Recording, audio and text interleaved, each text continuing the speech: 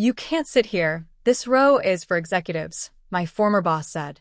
But moments later, the announcer looked straight at me and said, "Please welcome our new board member."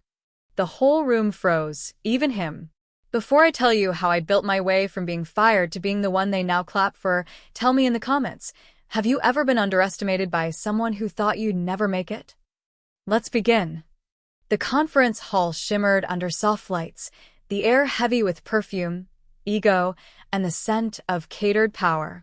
It was a ceremony reserved for the elite, the annual summit where board members, industry titans, and rising stars came to bask in recognition. And yet, as I stepped inside, heels clicking against polished marble, the moment cracked. A sharp voice snapped through the murmurs. "Excuse me," came the scoff. "You can't sit here. This row is for executives." I turned. It was him, Mark Ellison, my former boss, the man who had fired me 2 years ago with a smirk and a snide remark, "You're just not leadership material." He looked exactly the same. Tailored suit, smug mouth, and an expression that said he still believed I belonged beneath him. "This area's reserved for board level," he added, eyes narrowing. "You should stand in the back, where you belong." A few heads turned. My hand curled around the small clutch in my hand. I could feel my heartbeat tick up, feel the shame rise like old smoke. But I didn't step back. Not this time. I didn't say a word, just nodded once, calm, collected, and walked to the second row. He chuckled behind me, loud enough to be heard. "She probably just snuck in for free champagne," he whispered to someone. "That girl always aimed too high." But as the lights dimmed and the spotlight swung toward the stage, the atmosphere shifted. An announcer stepped forward, crisp in a gray suit, holding a card. He smiled at the audience before speaking into the mic. "Ladies and gentlemen, tonight we welcome someone whose vision has transformed more than just numbers, someone who's challenged norms, uplifted voices, and built something unforgettable." The audience leaned in. "Please welcome our newest board member." My heart thudded in my chest. "Miss Amelia Hart." Gasps. I rose slowly. Every head turned. Mark's face went blank. His laughter died. His hand, mid-sip of wine, froze. The glass trembled. I walked to the stage, back straight, heels steady, as silence rippled like thunder behind me. I didn't look back, but I felt it. The disbelief. The shock. The regret. All of it. Absolutely. Here's part 2 of 5 of your 35,000-word story. The energy stays high, emotions deepen, and conflict sharpens, all without slowing down. The twist is clean, the kindness is layered beneath the strength, and the drama continues to build.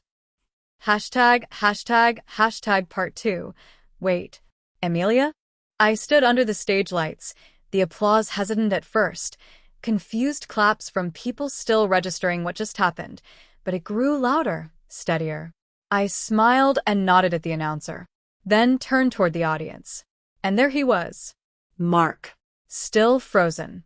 Still processing. The man who told me I wasn't executive material. Who told me I wasn't cut out to lead. I didn't glare at him. I didn't smirk. I just looked at him with the calm of someone who didn't need revenge to feel powerful, someone who had already won long before this night. "Thank you," I said into the microphone. "I came here tonight not expecting applause. I came here to honor the people who gave me a second chance, the ones who saw my worth when others called it inexperience, the ones who didn't laugh when I said I wanted to create a company where no one would be judged by where they started." A pause. And then, quietly, I added, "To those who once told me I didn't belong, thank you. You gave me the push I didn't know I needed." The room hushed. Mark stared like he didn't recognize me. He probably didn't. Not anymore. 2 years ago, I walked out of his office with a box in my hands and tears in my eyes. I had spent 3 years at his firm giving everything, late nights, early mornings, skipped birthdays, ignored headaches, all for a promotion I never got. All because, as he put it, "You're not boardroom material, Amelia. You're just support." And now I owned the fastest growing consulting firm in the city. Now I had clients who once turned down his company to work with mine. Now I wasn't the assistant running coffee. I was the name that signed checks. After the ceremony, I returned to my seat. Yes, in the executive row star. This time, no one stopped me, but I felt a presence hover near me. I looked up. It was him. Amelia, Mark said, voice low dry. I didn't know. I nodded politely. A lot's changed since I last saw you. He looked uncomfortable, like his suit no longer fit quite right. His eyes kept darting to the people whispering around us. He wasn't used to this kind of spotlight. I didn't realize you'd gone this far. That you could become a board member? I finished for him, gently. He scratched the back of his neck. I was hard on you. I might have misjudged your potential. I tilted my head. No, Mark. You judged exactly what you wanted to see. That's the difference. For a moment, there was silence between us. Then I added, but it's okay. I'm not angry anymore. And I meant it. Not because he deserved forgiveness, but because I deserved peace. Mark blinked and walked away, quieter than he'd ever been. The rest of the ceremony passed in a blur. Faces I used to answer to now shook my hand with sudden respect. Glasses clinked. Cameras flashed. But behind it all, a storm of memories brewed. 2 years ago, I was sitting on the floor of my tiny apartment surrounded by takeout containers and rejection letters. My savings were gone. My confidence? Cracked. All because I trusted people like Mark to guide me, only to be told, "You've peaked, Amelia. This is your lane. Don't aim higher." I remembered that day too well. He hadn't fired me to my face. He sent HR. Didn't even show up. Said I was too emotional in meetings and that clients weren't connecting with me. But I had the receipts. Emails where I saved deals. Client reviews that praised my problem solving. Late-night PowerPoints I made while he slept through deadlines. What broke me wasn't losing the job. It was realizing he'd never seen me at all. Still, I didn't break for long. It started with one favor. A small business owner, a friend's cousin, asked if I could help him negotiate with a supplier. I did it in 2 days. They saved thousands. Then another client. Then another. I worked from coffee shops, basements, shared spaces, slowly building what would become Heart and Rise, the firm that turned the tide. But I didn't do it alone. There was Ravi, the first investor who believed in me. Cleo, my best friend, who put her design job on pause just to help me pitch clients. And Mrs. Keller, my old college professor, who reminded me of something when I wanted to give up. You weren't built to be liked in a room. You were built to change it. Their kindness wasn't loud. It wasn't dramatic.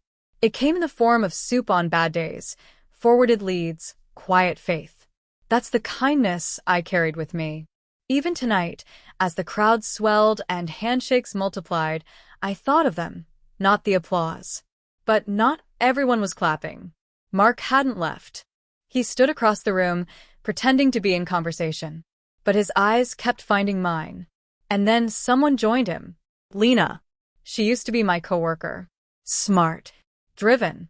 But always silent when I was being sidelined. I remembered asking her once, "Why didn't you speak up?" And she said, "You're strong. You don't need anyone." But I did. That was the thing. I wasn't unbreakable. I was just quietly rebuilding. From scratch. And tonight, I was no longer invisible. Tonight, even the ones who forgot my name remembered it again. The ceremony ended, but the real moments happened afterward, in the quiet corners, where people's masks slipped. I was standing near the glass windows, the skyline glowing behind me, when a soft voice called out, "Amelia?" I turned. It was Miss Torrance, the senior board advisor, someone I'd admired for years but never expected to speak to. "I've been following your work," she said. "What you've built is rare. But tonight, you proved something else." "What's that?" I asked. "That you belong in rooms where they tried to lock the door." There was a pause. Then she handed me a card. Sleek. Embossed. "We're opening 2 new seats on the Global Executive Board," she said. "We'd like to nominate you. But the vote happens in a week. And it won't be easy." I looked at her, stunned. Why me? Because you lead differently, she said. And that scares people.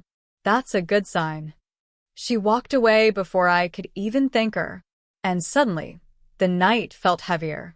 Because now it wasn't about proving myself anymore. It was about deciding what kind of leader I wanted to be. Back at the bar, Mark was still nursing the same drink. He wasn't the threat he used to be. Just a man who stayed the same while others grew.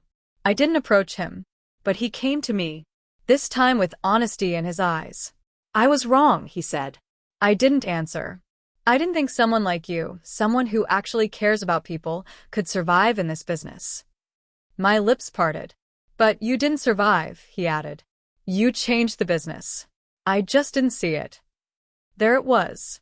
Not revenge. Not humiliation. But recognition. And maybe that was enough. I nodded once. Thank you. He looked down. If you had the chance, would you do it all differently? I paused. Then smiled gently. No. I'd just be kinder to myself along the way. Mark's mouth twitched like he didn't know what to do with that answer. But I did. I'd spent years thinking I needed to silence him with success. Turns out all I needed was to keep walking forward. Before I left the hall, I pulled aside the young woman who'd been serving drinks all night, nervous, eyes darting. I remembered that look. I'd worn it. Take my card, I said. You're studying business, right? She blinked. How did you know? I smiled. Because I see you. And you don't have to wait to be seen. Call me when you're ready to intern. She clutched the card like it was gold. That's when it hit me. This wasn't about the board seat. It was about how many other doors I could open now. 3 days passed. 3 restless, surreal days filled with congratulations, emails from strangers, old co-workers reaching out just to reconnect, and even a message from Lena. Her text was short. I should have stood up for you. I see that now. I didn't reply right away. Because what was I supposed to say? It's okay wasn't true. But holding on to bitterness didn't feel right either. Instead, I closed my laptop and sat with it. Sat with all of it. The success, the spotlight, the invitations, and the shadow of who I used to be. 2 years ago, I would have traded sleep for an ounce of approval. Now I had it. But I wasn't chasing it anymore. That night, I walked into our small office, the one I'd refused to abandon even after hitting my first million in revenue. Cleo was there, barefoot, eating fries with spreadsheets open. You look like a woman who's about to change the world again, she teased. I sat beside her. Or a woman about to say no to the biggest opportunity of her career. She tilted her head. They want me on the global board, I said. But I've spent so long trying to earn a seat at their table, I forgot. I already built my own. Cleo smiled slowly. So, what do you want to do? I leaned back, looked at the ceiling, thought of the young server girl, thought of the exhausted single mom I once helped negotiate daycare for through our free startup mentoring program, thought of the interns we trained last summer, all first-generation college students. Then I spoke. I want to create more chairs. For more people. I don't want to just sit in rooms that were built without people like us in mind. I want to build the rooms. From the ground up. Cleo grinned. Then let's buy a hammer. The next morning I made the call. I thanked Ms. Torrance for the nomination, deeply, sincerely. Then declined. And explained why. There was silence on the other end. Then, to my surprise, she laughed softly. I hoped you'd say that, she said. Some of us are just meant to lead differently. That afternoon, I walked into a press event, not for the board, but for the Rise Initiative, a nonprofit business accelerator I launched with my first bonus check. We announced its expansion, free mentorships, seed funding, and emotional support for underestimated women in business. While speaking to a group of young founders afterward, I noticed a familiar face at the back. Mark. This time, he didn't interrupt. He waited. After the crowd thinned, he approached quietly. I heard what you're doing, he said. You're going to change lives. That's the idea, I replied, calm. He nodded. If you ever need support, funding, networks, I'd like to help. I looked at him. For a long time, Not because I needed anything from him now, but because I needed to decide what kind of leader I would be in this moment. So I held out my hand. Then help the next girl who's being told she doesn't belong. And just like that, the past let go of me. 1 week later, I was invited to give a keynote at a leadership summit. Not because of a title, not because of a name, but because of what I stood for. As I stepped on stage, the room went silent. I looked out at hundreds of faces, all waiting.